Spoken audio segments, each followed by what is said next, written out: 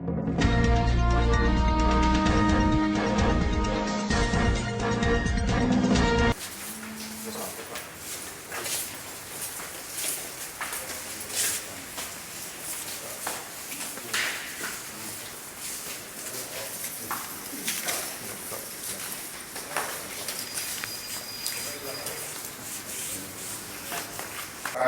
semua terutama pelaku masuk JT bisa menekan emosinya sehingga tidak perlu terjadi, jangan terjadi lagi di Kota Palembang. Kemudian Satreskrim Polres Palembang akan menindaklanjuti perkara ini secara profesional dan transparan.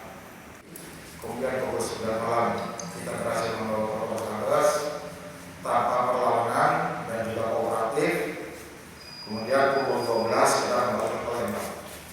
Kita tidak ingin gegabah. Pukul 1 malam dipimpin oleh Kasat Serse kita melaksanakan gelar perkara apakah hal ini bisa dinaikkan ke penyidikan.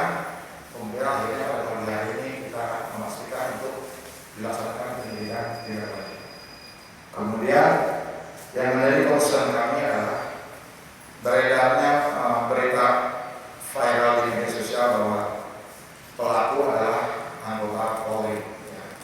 Hal ini kalau kita amati dari video yang beredar juga bahwa tidak ada pengakuan dari pelaku bahwa dia anggota Polri. Mungkin beberapa netizen mengambil keputusan terlalu cepat sehingga beredar bola liar bahwa pelaku adalah anggota kepolisian Republik Indonesia.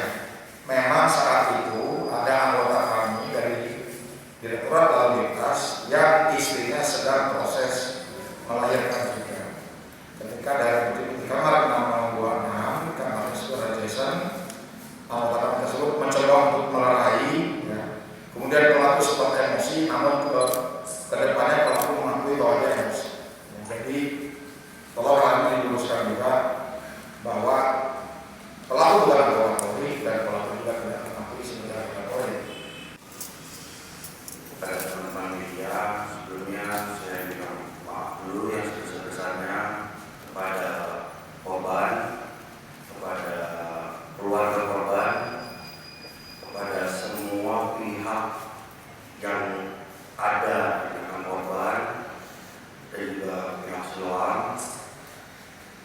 Saya mengakui saya sudah melakukan tindakan yang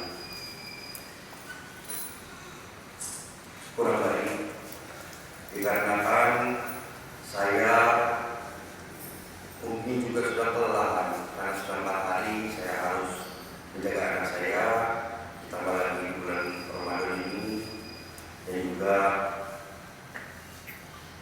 bahwa dengan panas matahari ya semuanya saya tersulut emosi sesaat itu saja.